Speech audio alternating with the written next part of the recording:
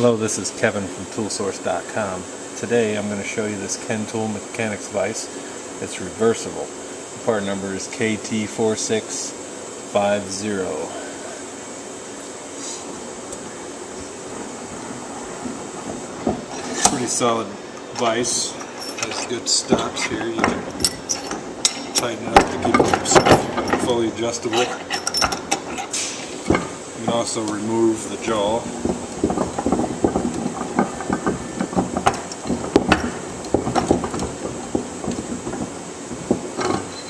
Spin it around. Insert it this way. This increases the throat depth from 7 to 10 inches. So you can grab a wide range of equipment.